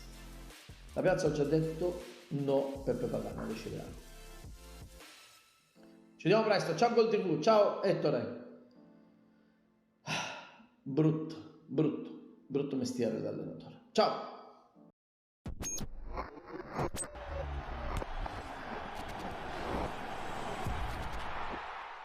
Ci dobbiamo fermare, abbiamo il nostro consueto spazio pubblicitario, ne approfitto per ricordare la presenza del nostro sponsor partner nella nostra scenografia, il pallone ufficiale di penalty proposto dall'azienda Freddoneve. Non cambiate canale, tra poco ritorneremo in studio e parleremo anche del prossimo campionato di eccellenza che dovrebbe ripartire. A tra poco.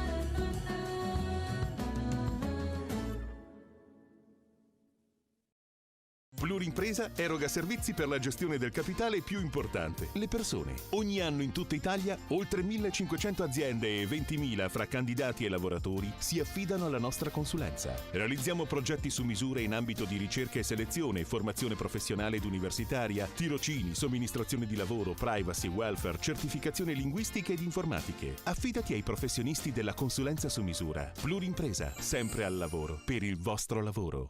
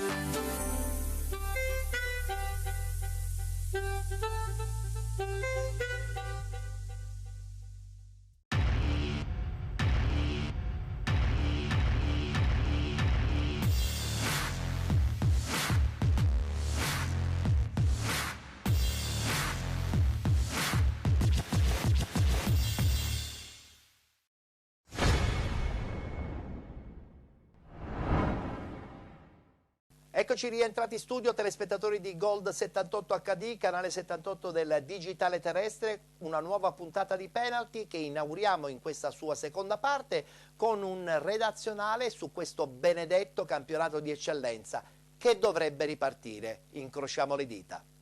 Si va verso uno sblocco della situazione inerente alla ripartenza del campionato di eccellenza, mentre tramontano del tutto le possibilità di un ritorno in campo a qualsiasi titolo ed a qualsiasi forma dei livelli inferiori, dalla promozione alla terza categoria del calcio dilettantistico. E quanto emerge dalla ridda di comunicati che negli ultimi 3 giorni hanno visto protagonisti la Lega Nazionale Dilettanti, FIGC e CONI. L'organizzazione presieduta da Cosimo Sibilia, come noto dallo scorso 5 febbraio, si era espressa circa la possibilità di concedere alla massima categoria regionale la possibilità di tornare in campo. Questo dopo una lunga e capillare fase di ascolto delle società e degli addetti ai lavori avvenuta in seno ai singoli comitati regionali. Insomma, sembra che la lunga attesa dell'eccellenza debba considerarsi vicina alla sua fine e che si debba attrezzare per una ripartenza. Usiamo il condizionale perché chiaramente l'andamento della pandemia, che negli ultimi tempi ha subito una grave recrudescenza, potrebbe influenzare la decisione del Consiglio federale, che potrebbe anche essere costretto a fare i conti con una situazione sanitaria del tutto diversa. Come detto, invece, nulla di nuovo per le altre categorie. L'annuncio del Ministro della Salute Speranza circa il fatto che nel DPCM, che entrerà in vigore dal 6 marzo al prossimo 6 aprile, non ci saranno alleggerimenti delle restrizioni, di fatto chiude a qualsiasi chance per la ripresa degli altri campionati. Il calcio dilettantistico dalla promozione alla terza categoria dunque darà appuntamento alla prossima stagione.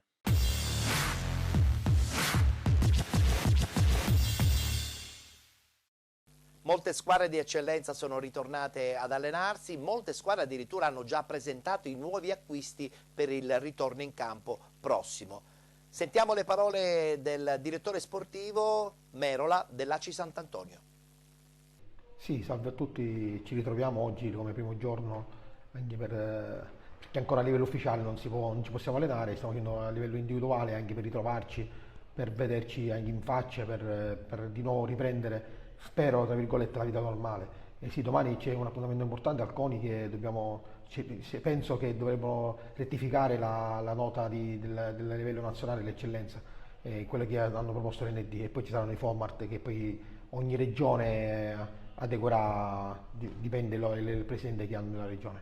Quando riguarda la nostra ripresa, speriamo che oggi è un punto di partenza. Ci sono stati gli ultimi due acquisti che sono Damiano Giudice e Alessio San Giorgio.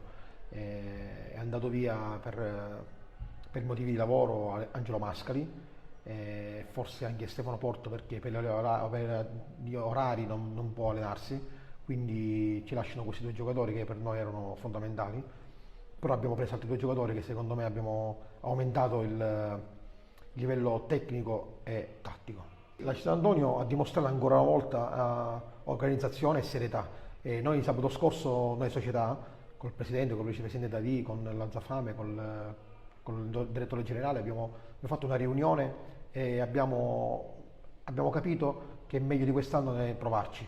Abbiamo detto di rinforzare la squadra, l'abbiamo rinforzata perché prendendo San Giorgio, che viene da un campionato Lentini e ha vinto, fino ad oggi mi sono arrivati messaggi di personaggi importanti nel mondo del calcio che è stato un grandissimo acquisto.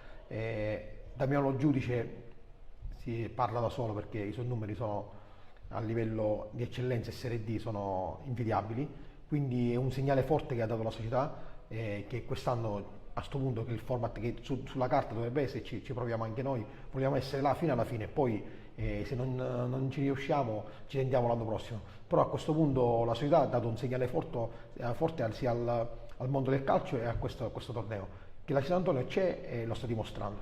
Ma la maggior parte dei presidenti ora sono favorevoli, specialmente con il nuovo format che dovrebbe essere quello ufficiale, quasi tutti sono propensi a partire. Però ci sono alcuni presidenti che nel medio-basse classifiche che giustamente vorrebbero che si annulla il campionato e poi si riparte l'anno prossimo con un altro campionato di eccellenza senza avere è uscito soldi, perché praticamente ancora sono stati pagati solo 2 stipendi a settembre-ottobre e quindi non siamo tutti favorevoli. Io spero che poi Morgana prenderà una decisione per tutti, o si parte o non si parte, perché così non possiamo stare. Ripartenza dunque probabile del campionato di eccellenza, non abbiamo ancora la data ma è veramente questione ormai di giorni. Abbiamo sentito le dichiarazioni del direttore sportivo Merola dell'Aci Sant'Antonio, sentiamo invece quelle del presidente del Mazzara che partecipa al campionato di eccellenza Girone A.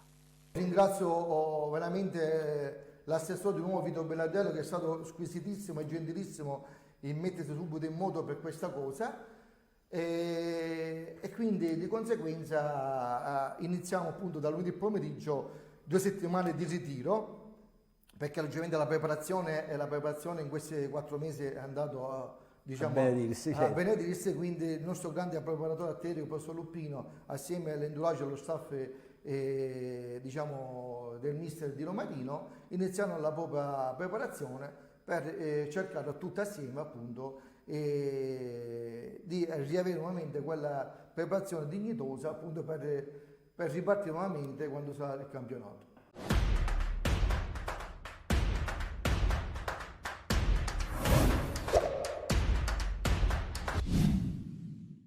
E così il campionato di eccellenza dovrebbe ritornare in campo prestissimo, manca ormai soltanto la data ufficiale. Siamo contenti da una parte, un po' meno contenti dall'altra perché Certamente con il ritorno in campo dell'eccellenza ci sarebbe piaciuto vedere già subito anche il ritorno in campo del campionato di promozione, cosa che purtroppo sicuramente non avverrà, così come non avverrà il ritorno in campo per il campionato di prima, seconda e di terza categoria, addirittura quest'ultima categoria non è proprio iniziata questa stagione. Tanta amarezza anche pensando che anche tutti i settori giovanili sono rimasti fermi e probabilmente chiuderanno anticipatamente la stagione. Adesso cambiamo registro perché vi voglio parlare di due personaggi. Il primo personaggio è legato al tifo quello caloroso che propongono tanti personaggi che ogni città possiede. Ce n'è uno ad Agrigento che è veramente particolare. Una storia diciamo dall'infanzia, perché mio padre, Bonarma, mi prendeva con mano e mi portava con sé allo stadio a vedere l'Agragas, che questa storia è più di 50 anni, che la mia fede poi per l'Agragas è sempre cresciuta e che io questa squadra ce l'ho nel cuore. E tanto è vero che oltre alla mia 126, la mia mascotte, io la chiamo la mia mascotte perché ha fatto il giro del web, io ho fatto una parodia dell'Agragas, ho preso Azzurro di Celentano un giorno, perché io sono un vecchio poeta, e ho fatto una parodia. Azzurro l'ho trasformato in bianco-azzurro e le parole che io dico sull'azzurro sono sull'Agragas, tanti ricordi nel passato per l'Agragas, incominciando da Matteo Colucci a Peppe Catalano, che ce l'ho dentro il cuore questi personaggi. Questi hanno fatto la storia dell'Agragas. E questa macchina, io quando giro a Agrigento, i turisti mi chiedono sempre di fare una foto, perché la vedono così bella, così diciamo fatta a stile Agragas, che loro mi chiedono cosa essere questo, e io dico che è football, che loro capiscono, no? Football, Agragas, e molti hanno detto che è stile greco, perché stile greco? Gli ho detto io, perché noi non dipendiamo dalla Grecia, noi abbiamo i templi che l'hanno fatto loro, quando vado a vedere la partita, quando c'è un momento particolare che l'Agragas va male, che non fa gioco, io ne soffro, e io pregherei a tutti quei gufi, a tutte quelle persone che vengono allo stadio e mi dicono a me, e io dico vede la partita, non stare sempre a fare il gufo. E loro mi dicono, ma io ho pagato il biglietto, ma che significa? Guarda, te lo rimborsa perché se te ne vai. Vengono per sfogarsi la gente, vengono se sono frustrati e quindi vengono allo stadio, per loro se hanno pagato il biglietto si devono sfogare, perché magari la moglie gliene fa di tutti i colori. Ma insomma ragazzi,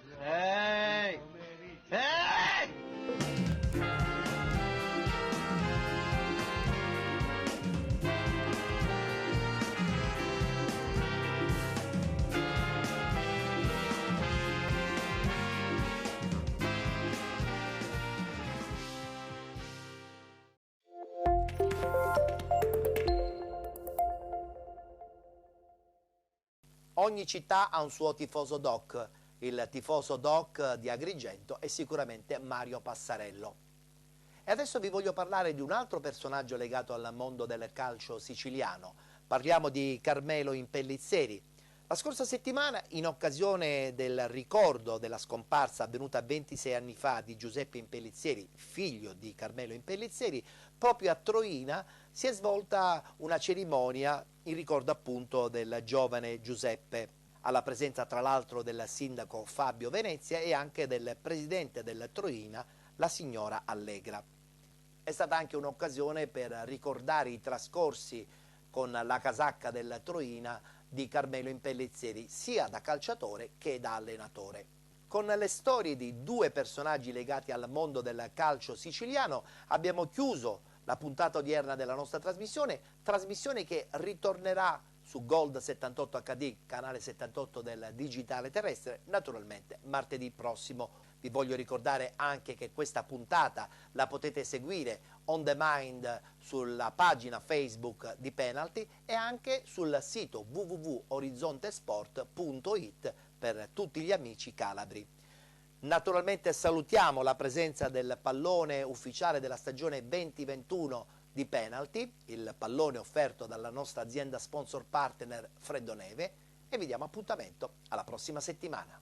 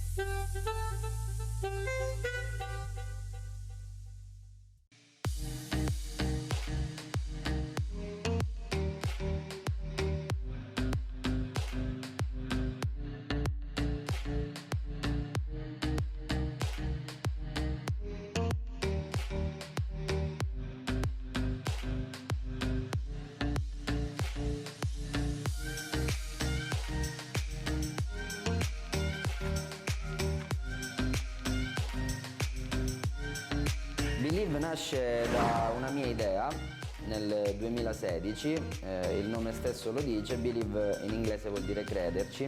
La mia idea era quella di dare opportunità lavorative ai giovani del territorio dell'Ennese, dove sono nato, perché sono originario di Leonforte, un paesino in provincia di Enna, poi per ragioni lavorative mi sono trasferito ad Enna. Devo dire che l'esperienza è andata molto bene, perché abbiamo scelto una fetta di mercato per cui c'era molta richiesta, che è quella della salute e del benessere inerente alla persona, settore molto in voga in questo momento, perché ormai abbiamo denotato che la gente è molto propensa a spendere, insomma, ad investire sulla propria salute, perché è un argomento clou, e anche sul benessere, diciamo, in senso lato in generale. Per quanto riguarda l'azienda, io avevo avuto una piccola esperienza come venditore, ma devo dire che la mia esperienza adesso come imprenditore mi sta dando tantissime soddisfazioni.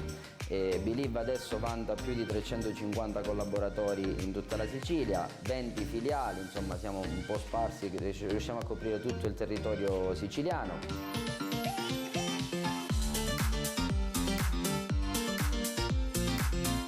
Noi di Believe siamo presenti sul mercato con diversi articoli, diversi prodotti, sempre inerenti alla salute e al benessere della persona, ma abbiamo scelto dei prodotti molto importanti, abbiamo scelto dei prodotti mirati a migliorare la quotidianità delle persone. Quotidianità in senso che noi ci occupiamo a partire da un dolce risveglio, perché abbiamo dei sistemi di riposo meravigliosi in viscoelastico, portanze differenziate per la base, viscoelastico sopra, addirittura abbiamo dei rivestimenti in carbonio che scaricano a terra l'energia elettrostatica, quindi qualsiasi cliente, qualsiasi dei nostri clienti ci ringrazia, perché davvero è un toccasana riposare su questi sistemi di riposo e l'indomani svegliarsi senza magari i soliti dolorini che infastidiscono al risveglio.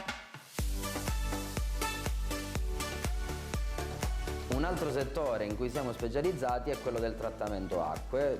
Abbiamo diversi sistemi di trattamento acqua, andiamo dal depuratore classico allo ionizzatore d'acqua alcalina all'addolcitore, insomma siamo abbastanza ferrati sull'argomento, perché ormai è da anni che trattiamo questo genere di prodotti. L'esigenza nasce dal fatto che i contenitori in plastica si sa che sono nocivi per quanto riguarda la salute, e soprattutto per quanto riguarda le bottiglie in plastica, che molto spesso vengono conservate male, esposte al sole, e tra l'altro tutti i nostri clienti si sono stancati, insomma, di andare a fare la fila al supermercato per comprare l'acqua, quindi gli diamo anche questa comodità di avere un'acqua pura, perché abbiamo dei sistemi molto tecnologici di trattamento acque, e praticamente gli diamo un'acqua di sorgente direttamente dal proprio rubinetto di casa.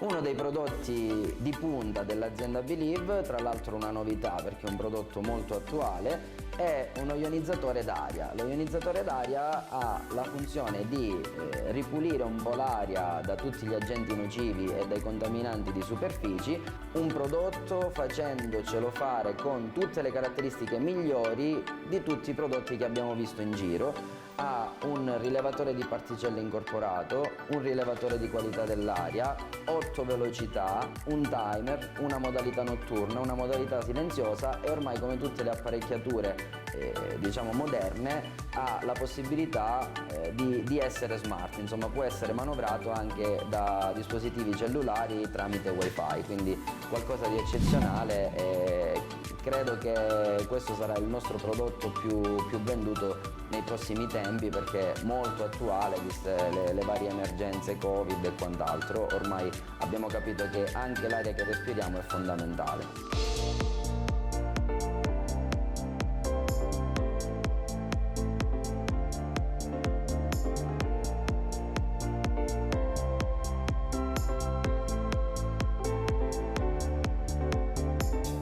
Sono tante le prerogative dell'azienda Believe. Prima in assoluto è che noi investiamo tantissimo sulla formazione dei giovani, cioè noi prendiamo persone che partono da zero anche con un semplice diploma, e poi se sono laureati ben venga, ci mancherebbe, ma li prendiamo da zero e li facciamo diventare dei professionisti nel nostro campo. Se volete mettervi in contatto con noi siamo a vostra completa disposizione, abbiamo 20 filiali, come ho già detto, sparse in tutta la Sicilia, quindi troveremo una filiale molto vicina alla vostra località di residenza, quindi senza bisogno di farvi viaggiare più di tanto.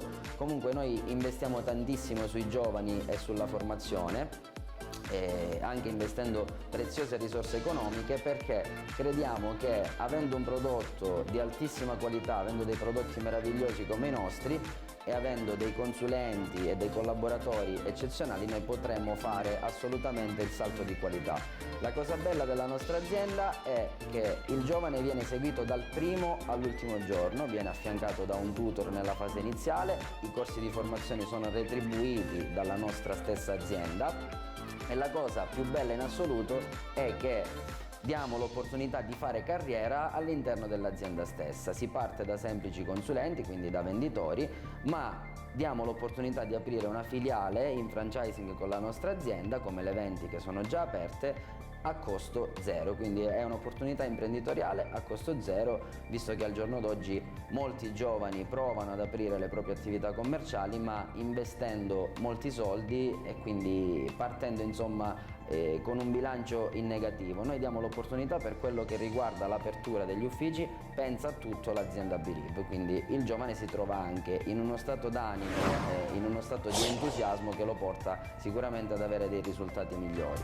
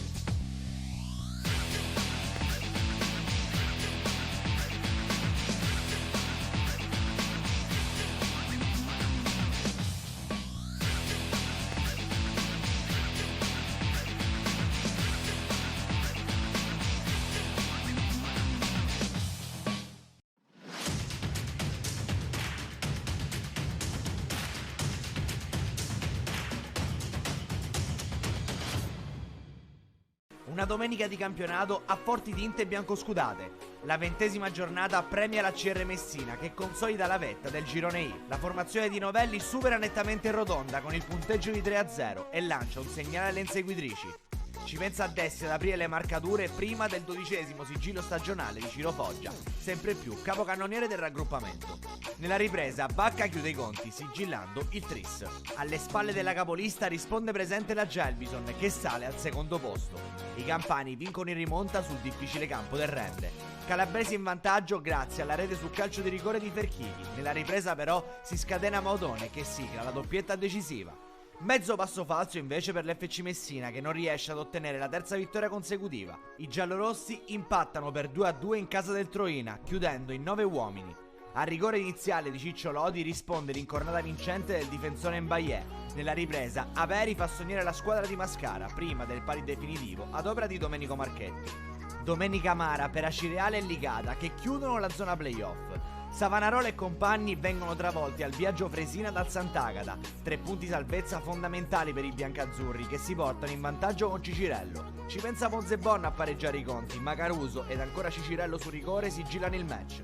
Cade in maniera inaspettata anche il Ligata che interrompe la sua striscia vincente consecutiva. Gli uomini di Campanella devono cedere il passo al Corsaro Biancavilla, la rete di Catania sancisce lo 0-1. Spostandoci in zona calda di classifica, il fanalino di Coda Roccella perde il derby calabrese contro il San Luca. Al Corrado Alvaro ci pensa Romero a siglare il gol da 3 punti. Solo un punticino per il Marina di Ragusa che non va oltre lo 0-0 contro la Cittanovese. Beffa finale invece per il Castrovillari che vede sfumare all'89esimo la vittoria di Castellabate. Calabresi in vantaggio con Emanuele, ma nel finale Tandara ristabilisce la parità. Infine a chiudere il programma di giornata ci pensa il Dattilo con un sonoro 3-1 rifilato al Paternò. Apre le marcature il gran gol di Di Giuseppe, prima delle reti di Doda e di Bomber Terranova. Per la squadra di mister Catalano, Scapellato sigla la rete della bandiera.